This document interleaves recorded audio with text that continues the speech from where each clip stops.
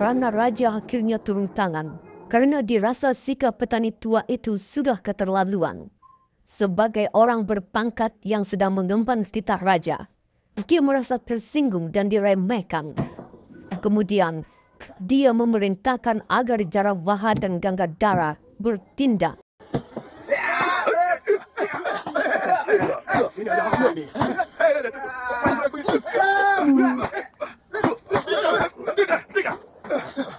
Mundur Jarawaha, menepilah Gangadhara. Si tua bangka ini anggapnya punya kepandaian juga, Tuan. Mundur kataku. Pak Tua, jadi kau mau pamer kepandaian di depan kami? Apa? Aku mau pamer kepandaian? Teman-temanmu itulah yang sok jago.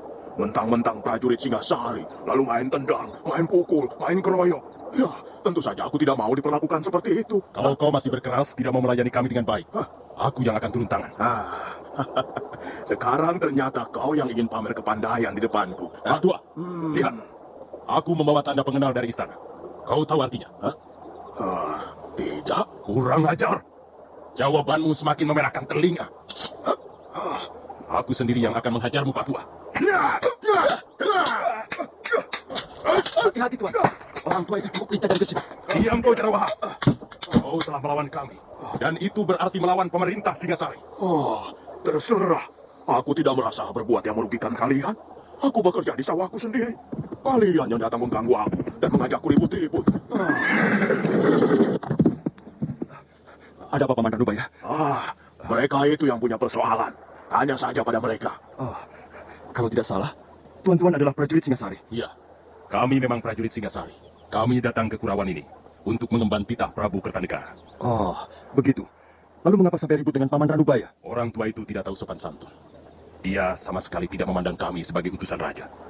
Kalau aku menggunakan hak dan wewenangku sebagai panglima muda, maka dia bisa dihukum cambuk 100 kali. Sudahlah, Kamandanu. Antarkan mereka itu ke rumah orang tuamu. Jadi Tuan-Tuan bermaksud mengunjungi rumah kami? Iya, kami mau menemui Empu Hanggareksa. Empu Hanggareksa adalah orang tua saya, Tuan. Kalau begitu, kebetulan sekali, Tuan. Kita ikut saja anak muda ini pulang ke rumahnya. Benar kau putra Empu Hanggareksa? Benar, Tuan. Mari, Tuan. Rumah saya tidak terlalu jauh dari sini. Tinggal 20 pa lagi. Paman Ranubaya? Hai, Pak Tua. Kalau kau tidak belajar sopan santun dan menghargai pejabat kerajaan, suatu ketika kau akan mendapat kesulitan besar. Mari, Tuan.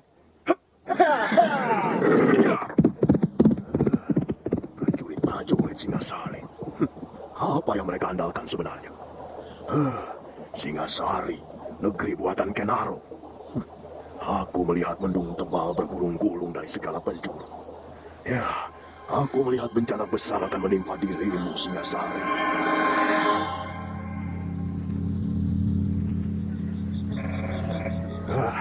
Mari tuan-tuan, silakan minum dan silakan mencicipi makanan desa Kurawan. Terima kasih Tuan Hanggareksa. Kami ikut merasa gembira dan bangga mendengar kebijaksanaan Sang Prabu Kertanegara. Wah, beliau itu raja yang arif, adil dan bijaksana. Beliau tak pernah melupakan budi baik seseorang, sekalipun orang itu berasal dari kalangan bawah. Kita semua ikut menikmati hasil yang telah dicapai pemerintah Singasari. Ya, benar Tuan. Dengan diresmikannya prasasti Camunda, maka siapa saja yang dianggap berjasa membantu Singasari melebarkan sayapnya akan mendapat hadiah. Dan dalam hal ini, tak terkecuali Tuan Hanggareksa, sebagai seorang ahli membuat senjata, tentulah jasa Tuan tidak dapat dianggap kecil. Bukan begitu, Jarawaha? Betul Tuan, betul sekali. Ya. Bagaimana seorang prajurit bisa berbuat banyak di medan peperangan kalau tidak dibekali senjata yang ampuh? Dan senjata buatan Tuan Hanggareksa sudah terkenal ampuh. Prajurit Madura, Bali, dan terakhir pasukan Swarnabumi sudah membuktikan sendiri keampuhan senjata ciptaan Tuan. Tuan-tuan terlalu memuji saya. Saya sudah merasa senang dan bangga kalau bisa bekerja dan mengabdi pada pemerintah Singasari. Ini sungguh, Tuan.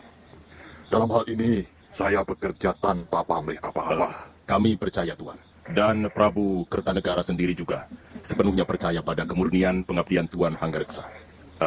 Itulah sebabnya Tuan diharapkan hadir dalam pertemuan di bulan Bhadrapada nanti. Sang Prabu ingin bertatap muka dan bicara langsung dengan orang-orang yang telah membantu beliau. Saya ini kan orang desa, orang kecil yang tidak punya arti apa-apa. Karena itu, saya sangat terharu mendengar sikap Sang Prabu yang begitu mulia. Oh ya, kami ingin menanyakan sesuatu pada Tuan. Soal apa, Tuan Pranaraja? Sebelum kami bertemu dengan Arya Kamandanu, putra Tuan, kami sempat bertengkar dengan seorang petani tua yang sedang mencangkul saluran air di sawahnya. Iya, Betul, Tuan. Wah, orang tua itu benar-benar kurang ajar sekali, Tuan. Dia sama sekali tidak takut pada kami, walaupun tahu bahwa kami membawa amanat seorang raja. Ya, di samping kurang ajar, dia juga telah berani menghina pemerintah Singasari. Ini yang saya kira tidak bisa diampuni. Ya, saya pikir otaknya tidak genap lagi. Apa benar begitu, Tuan? Ah, jangan hiraukan dia, tuan-tuan. Jangan dimasukkan ke hati. Putra Tuan memanggilnya dengan sebutan paman. Apakah Tuan masih tersangkut hubungan kerabat dengan orang itu? Oh, tidak, tuan. Sama sekali tidak. Dia bukan sanak keluarga saya. Kami dulu memang pernah bersahabat. Tapi sekarang kami tidak pernah bertemu lagi, walaupun masih satu desa. Mungkin benar seperti yang dikatakan Kang Gadara. Dia agaknya kurang beres otaknya. Ya, mungkin saja, tuan.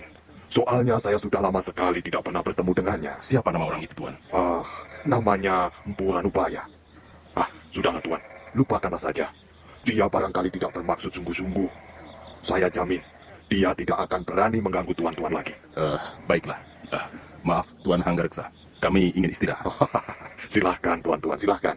Ruangan sudah disediakan untuk sekedar, merebahkan badan. Maaf, beginilah keadaan rumah kami. Serba sederhana. Ya, maklumlah rumah desa, tuan. Ini sudah lebih dari nyaman, Tuan.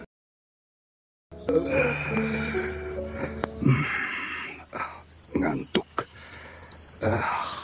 Apa enaknya tidur saja ya? Nanti kalau Bapak Guru mencari, bagaimana? Ya, guruku memang orang aneh. Susah ditebak. Sukar diketahui apa kemauannya. Tapi, beliau memang guru yang hebat. Dalam hal ini, dalam hal pembuatan senjata pusaka, di seluruh Singasari ini, bahkan mungkin di negeri-negeri lain, kukira belum ada yang mampu menandinginya. Siapa itu malam-malam datang kemari? Pasti orang yang ingin memesan senjata pusaka. Dia pasti kecewa. Sebab guru sudah tidak melayani pesanan senjata pusaka lagi. Apakah aku bisa bertemu dengan Empu Ranubaya? Bukankah Tuan... Ya, betul. Aku Hanggareksa, sahabatnya. Apakah kau Wirot? Iya, Tuan. Saya Wirot. Mana Kakang Ranubaya? Apakah aku bisa menemuinya? Sekarang ini tidak di rumah, Tuan. Di mana aku bisa menemuinya? Apakah harus sekarang, Tuan? Aku besok pagi sudah harus berangkat ke kota Singasari. Kalau begitu, mari ikut saya, Tuan.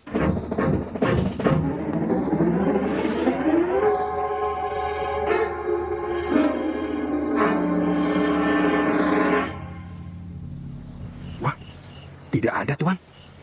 Biasanya guru ada di sini. Apa yang dilakukannya di sini malam-malam begini? Guru memang sering berlaku aneh. Beliau punya kegemaran yang tidak jamak dimiliki orang lain. Biasanya dia duduk di sini, di atas akar pohon ini, sambil memandang bulan yang berkaca di permukaan air sungai itu. Ya, beliau kadangkala betah duduk di sini sampai menjelang pagi, Tuan.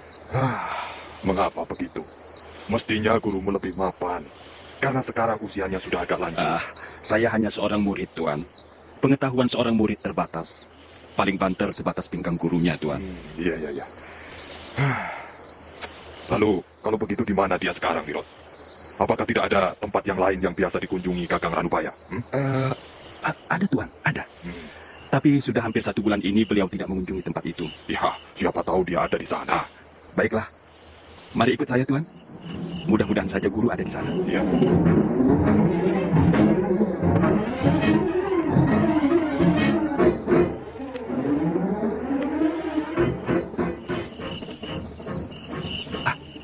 Sepertinya juga tidak ada, Tuan.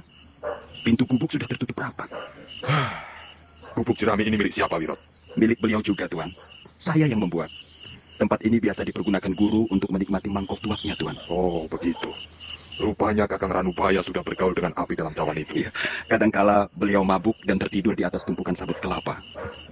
Kasihan Kakang Ranubaya. Mungkin akhir-akhir ini dia banyak mendapat kesulitan dalam hidup. Rasanya tidak, Tuan. Beliau biasa-biasa saja. Hidupnya sangat sederhana. Yang jelas beliau tidak pernah memusingkan persoalan-persoalan duniawi. Kalau tidak, mengapa dia minum tua?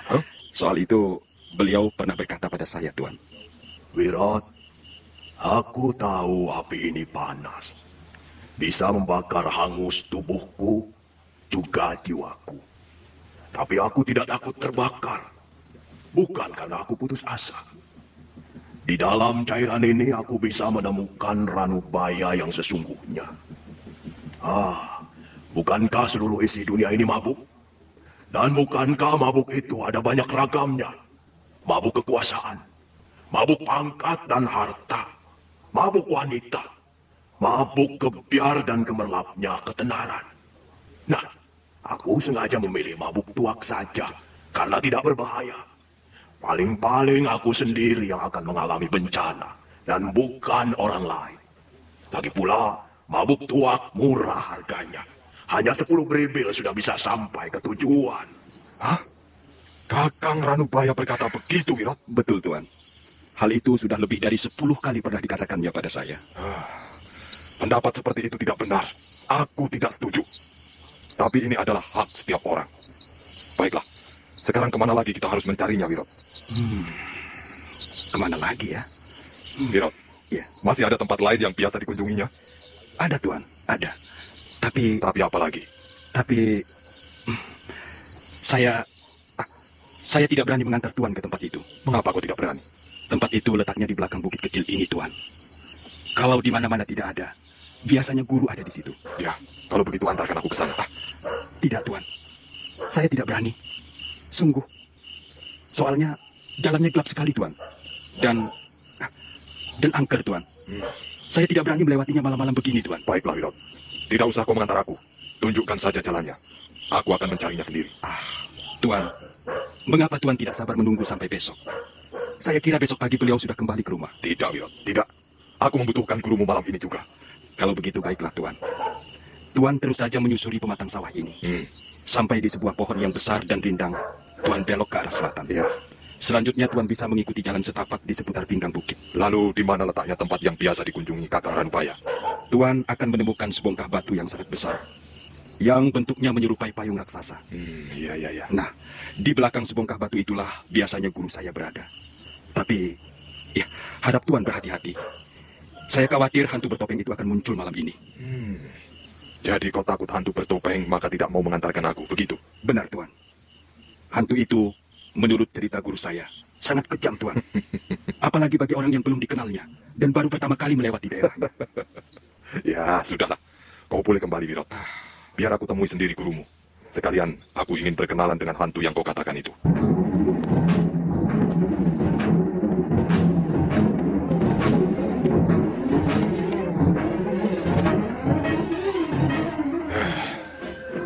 Memang benar apa yang dikatakan Wirot.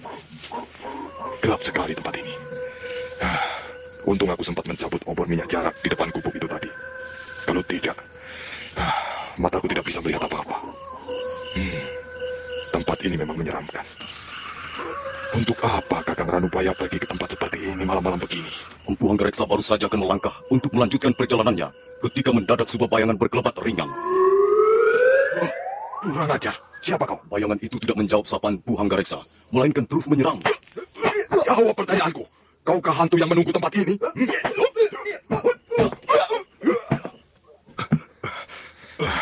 Nah, mau apa kau sekarang? Masih ingin mencoba Empu Hanggareksa? Kau ternyata hantu gadungan. Coba, aku ingin tahu wajah di balik topengmu ini. Empu Hanggareksa sambil menjepit lengan hantu bertopeng, menyingkapkan topeng di wajah hantu itu.